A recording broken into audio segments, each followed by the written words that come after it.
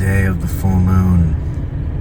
Saying that such behavior on the part of The power of his genius supplied the deficiencies of the imperfect communications of the Hierophants, and he himself became a master and a revealer.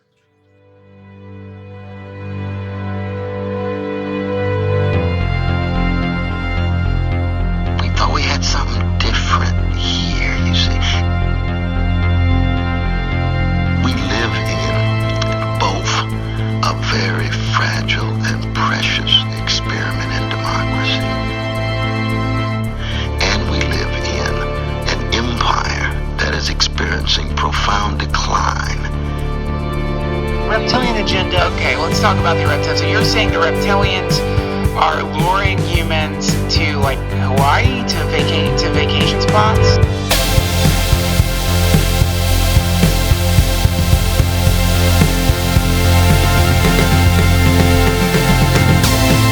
The news is there to scare white people. I've said this for years.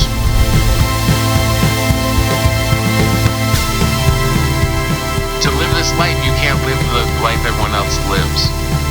You're not going to be partying on the weekends. You're going to be performing on the weekends. You're not going to be watching the big game on a Thursday night because you'll be in a club.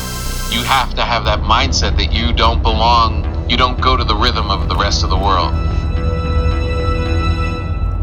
Pepper for your steak. Coming up next week, we're headed to Denver to check out. Christ, are you all right? Yeah, I'm driving around a convertible eating pussy and sandwiches for a living, asshole. Fuck you, suck my dick.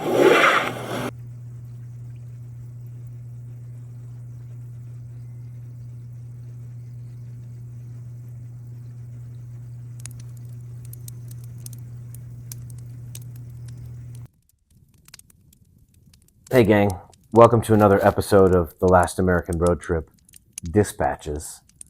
I'm here with Foxy. We finally made it to Taos. Shelly is also here. We're all pretty exhausted. It was a long trip.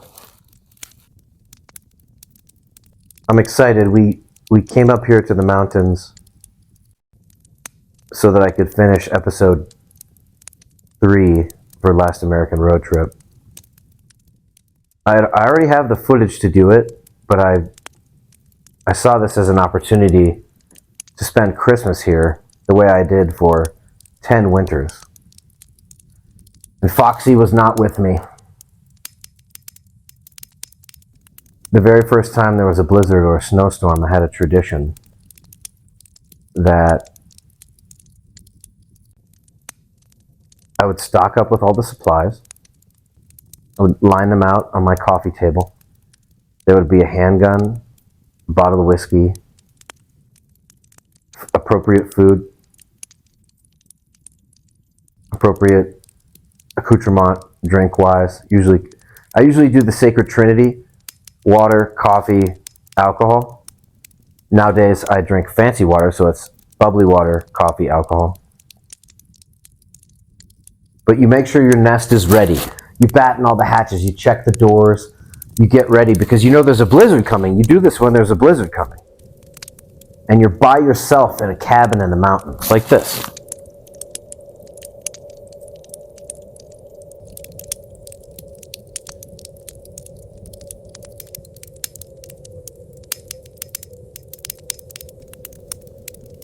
And I would force myself to watch The Shining.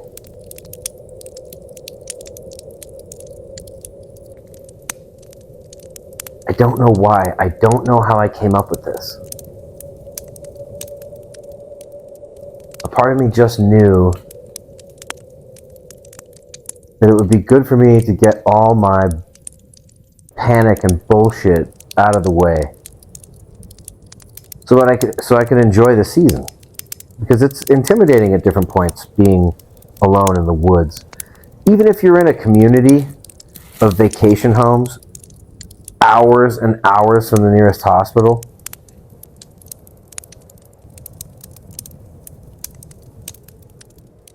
there still is that sense like, oh man, things could go wrong here, and cops might not even be able to get here to help me. Can't fly in there, no helicopters, nothing. Something goes wrong. I'm going to make a movie about this in the future. And if you go watch the YouTube video I released a few weeks ago called Yeti, I can't say anymore. But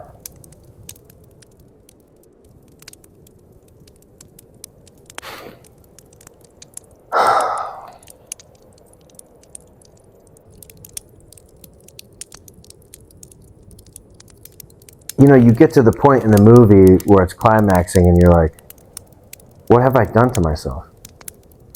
It would take me 3 days on average where every time I would get home after teaching snowboarding, I'd be like, okay, it's going to get dark in 2 hours. I need to make sure I have enough wood inside so I don't have to go back outside.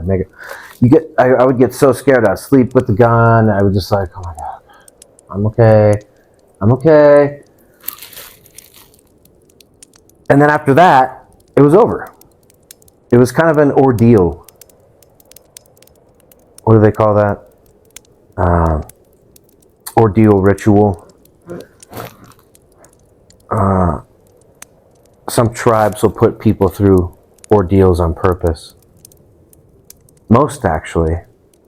And if you look at secret societies, they do the same thing. Don't worry. I'm going to have some more deep esoteric content in the next couple episodes. This particular episode just happened to be, I'm finishing a long week of driving. I had a couple crazy stops. I stayed at this cabin in Topeka, Kansas. It was 12 degrees. The heater wasn't working. I was fine. I was in a down sleeping bag. But I was worried about Shelly. She's a mountain wilderness dog, but she's 19. The room was 40, so we did fine. But the whole night I was like, if this fucking little shitty heater that they gave me kicks out, because I rented a cabin that costs as much as a shitty hotel room. It's just I feel like it's safer to rent cabins sometimes than stay in a Motel 6. This actually happened to me. I stayed in a Motel 6 on this trip. You walk in now and there's a robot there. There's just a big screen. And then this big woman comes out and she goes, hello? I can't put your ID on the screen. I'm not going to do more of an impression. I'm going to upset people.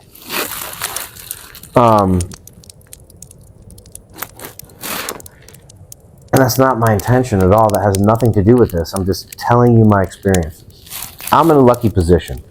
I'm lucky that I've positioned myself to be able to spend who knows how much time. This could end next week. We could be evicted because of who knows what.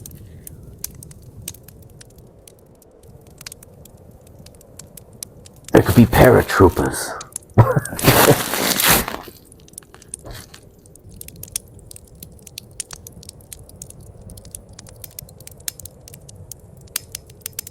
Find a way, this is the takeaway, find a way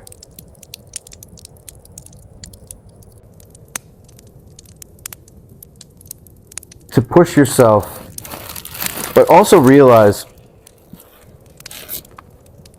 that the holidays are a time of renewal. The holidays are a time when you're supposed to be hanging out with Foxy and your family, sitting down to a lot of nice meals, not overindulging yourself, kind of reevaluating the course of your life, seeing how your body feels, seeing how you're thinking. Do you feel grounded? Are there things that have been left undone for so long that they really are fucking taking so much of your psychological attention away that you need to address them?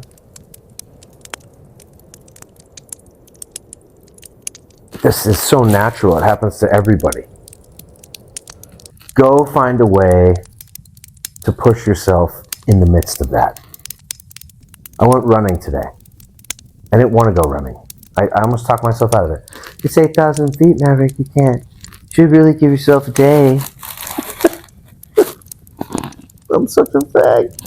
You should really give yourself a day, Maverick. Because it's 8,000 feet. Just go for a long walk. And I went for an hour and a half walk in the plaza. And I looked for an antique shop.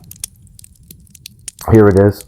I looked for an antique shop that my mom and I went to the last time I was here with my mother before she passed in 2018. it's weird. I have a real internal conflict about sort of reconciling my personal, I don't want to call them demons, but life challenges, very personal things, in this very public way. I want to make it real clear that I'm not doing this for any reason other than I know it benefits people to know that the struggle is real. And people have reached out to me to say that, so.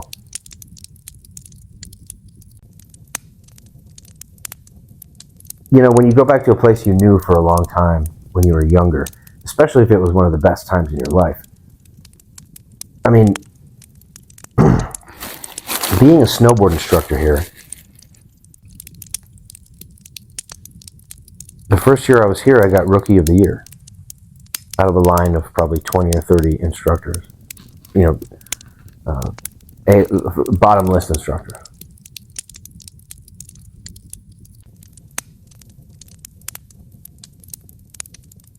That might be an exaggeration, but yeah, there were 4 of you. You know, and I don't say that to be braggadocious. I say that to be like, my life was so much like the movie Aspen Extreme that I don't know if there are components of it that I copied subconsciously, and yet the universe gave me an opportunity, gave me a cabin in the mountains. You know, my brother went up there and he's like, I'm going to be a bartender at a resort this winter. And I drove up here in my Honda Element. I took some video on the way up here. Check this out. I drove up here in my Honda Element. I had no business driving in snow, no experience. It's funny, growing up in the mountains at about, I want to say, if memory serves, like 2,200 feet elevation in a tropical rainforest. For some reason, I yearn for the mountains. High elevation, snow, cold, challenge, rugged hardship. And I've sat around thinking about this so much. What the fuck is this? Why? Why do I feel this way? So drawn to this place. So comfortable with this kind of thing. Where I know that there are people who are like just mortified, like, oh God, he's making that. That's a living thing. Yeah. And so am I, and I will be dust one day. And that's, to be connected with the earth, you just get that. If a bear gets me, the bear's not going to apologize and say he's the living thing. He's just going to be like, yo, I got food. I win.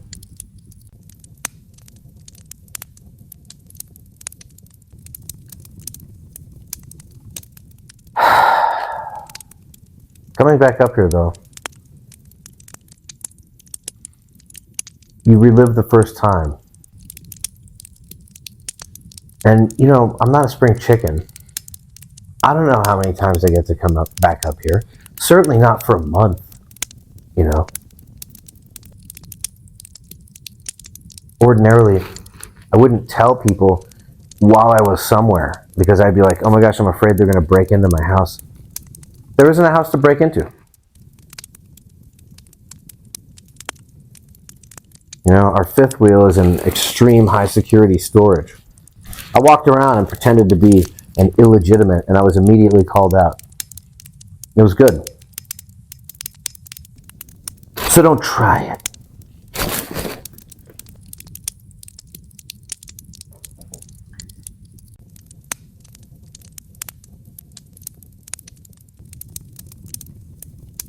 I'm excited to share this transformation with you. You're watching me become a filmmaker. I studied film in college. I was in movies for Robert Rodriguez. I dabbled in acting in Austin. I took 15 years off because I knew I needed to develop a character of my own, a human being. If I'm going to do something with my life, like, you can't just be a plastic thing. I don't know how I knew that. It's the same way I don't know how I'm so comfortable with this. My esoteric exploration of the concept has told me that I was a trapper up in the Northwest and Pacific Northwest in a previous incarnation, as crazy as that sounds. When I fired a musket, a muzzle loader, a 50 caliber Hawkins, for the first time, I was at a Philmont Boy Scout camp in Cimarron, New Mexico, which, interestingly enough, is only 40 miles from here. The Boy Scouts being in their current state of disrepair breaks my heart. It's like Disneyland, you know, anytime you have a place for kids, there's going to be kid predators. But the institution, I'm not talking about Disneyland, that place is evil. Boy Scouts, I had some amazing times with, and I learned a lot about becoming a man. I went on to the Naval Sea Cadet Corps after that, went to Navy boot camp at 15, harara, sarah, sarah, declined my enlistment, became an actor,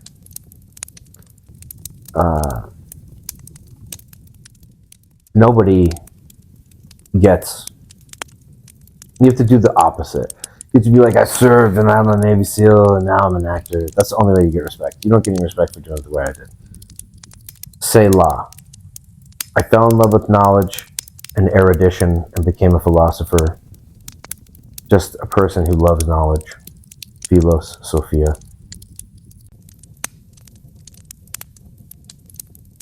And somehow it led me to the mountains. And the reason is the only way to actually fall in love with knowledge is to be alone with it.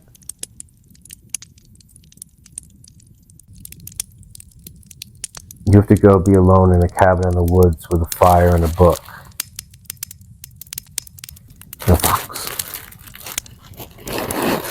And a sense of humor. And a few good bottles of wine. But a discipline to not drink them all on the first night when you watch a scary movie.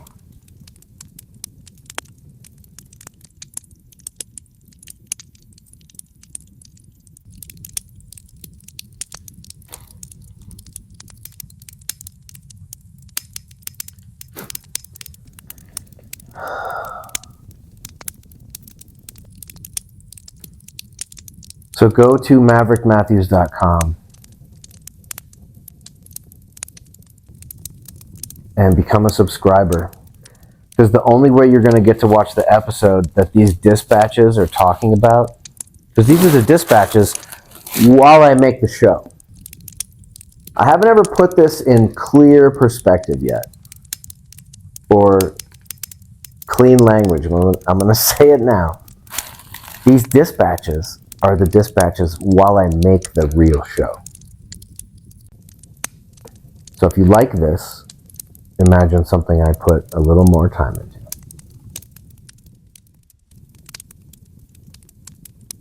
Where I'm going to find that time, it's going to be running and gunning this month, ladies and gentlemen. But I'm having fun. So go to maverickmatthews.com. The only way you can watch The Last American Road Trip on Christmas Eve, and I promise it will come out at a reasonable time. Now these dispatches, they've been this one's probably going to come out on Saturday. I'm not going to lie to you. But we're not going to lie. Not this time. We'll save that for later. The only way you can see that when it comes out behind the paywall will be at maverickmatthews.com.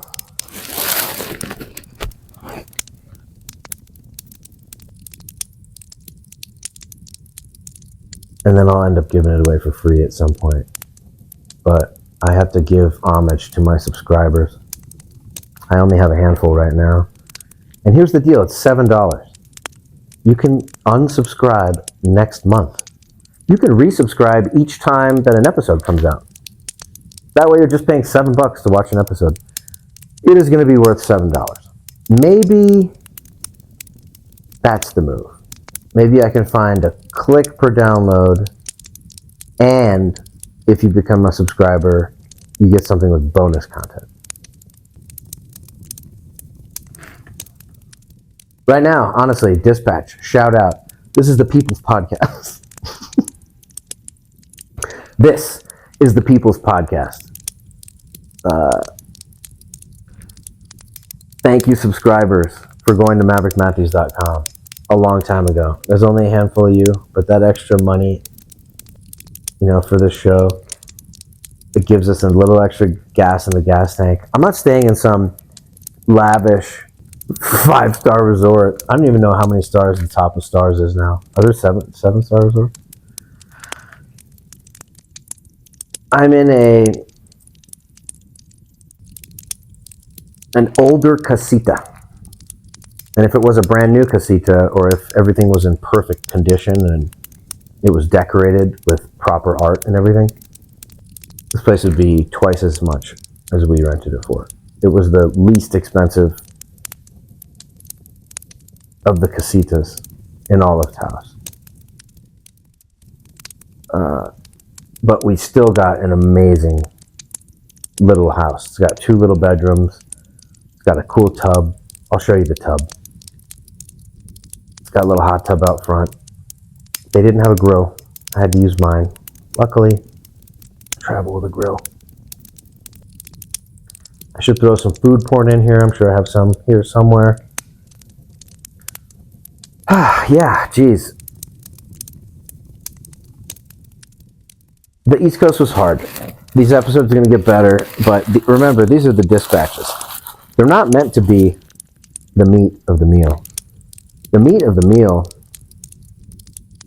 that's the Last American Road Trip, presented by Maverick Matthews. Episode 1 did really well. Episode 2, every episode is going to be different. I made the very first episode like classical reality TV, and it resonated with a lot of people because it was the format. I made episode 2 like a music video. Didn't resonate so much. MTV hasn't been around for a while. Episode 3, I'm looking for the theme right now.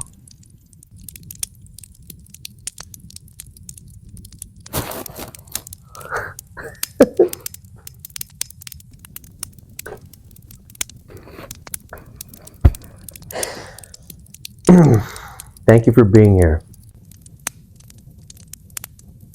At the very least, subscribe to my YouTube channel at Maverick Matthews 777. And I wish you positive energy over the next couple weeks. The world gets to be a weird place over the holidays. But regardless of if you're trapped on the East Coast, you don't have to be. 6 months is all it takes.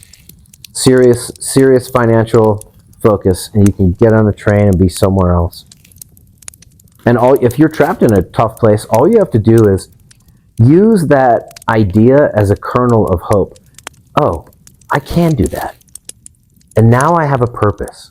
Now I just lit a light at the end of my tunnel. All this spiritual guru stuff, I'm guilty of listening to it for hours and hours every day. But it all boils down to the same thing. And Joe Rogan put it really well in his podcast this week. Hey, and Joe Rogan, because he's got a good show. He said it boils down to the grind. It's just the grind. It's great to have an ideal. You know how hard it is to force myself to sit down and do this? Yes, I have a great time once I get in the pool. But talking myself into the pool every time, this is the weirdest of human conditions. It is so not intuitive. You think if you set your life up to do something awesome for a job, this is going to be fucking cake. The first time I got on set in Hollywood, I was like, oh, god damn, this is going to be fucking rough. But it doesn't matter. The way to win is to turn the myth of Sisyphus into the story of a hero. Even though you have to push the boulder up the hill constantly, you find a way to do it with dignity. You find a way to see it as a challenge. Not only that you deserve as a gift, but what is giving you an opportunity to grow. Now, the first time you have to go through something horrific in your life, you're not going to see it that way. And if I were an omnipotent creator, knock, knock, I would make something a little more or less traumatizing for the peeps. But I know that the gods up there are constantly arguing about the best way to do things, just like we are. But to digress, we're lucky to be here. That's the purpose of Thanksgiving. That's the purpose of the holy days. Remember, the winter is a time for deep rest. Don't think that if you feel less focused, listless, tired, this is a time for you to turtle up. You know, I'm not saying don't exercise. I'm saying limit your interaction with other people. Make everything intentional. Be quiet and calm and calculated. Do less to get more. Not in a selfish way, but in a protective way. It's time to grow the new skin. We're going to celebrate it at the new year. It's not going to be like molting. I'm a brand new superhero. It's just like the plants. We're going to wait till the spring. We're going to rejuvenate the whole time. We're going to come out stronger than ever. I've become Tony Robbins! At least I don't have those teeth. I wish I was that tall. The guy's gotta have a fucking package. But, I'm happy. God bless you, Tony. I would love to sit down. There's no way he would ever sit down with me, but it's a crazy world. I see people with one-word names like Sapphire sitting down with Theo Vaughn and Joe Rogan, so I don't know. Who knows? Who knows, ladies and gentlemen? What I do know is I'm grateful to be here, so thank you. This is Pepper for Your Steak and a Last American Road Trip Dispatch. My name is Maverick Matthews. Are we good, Tony? Where is he? We're good. Where did he go?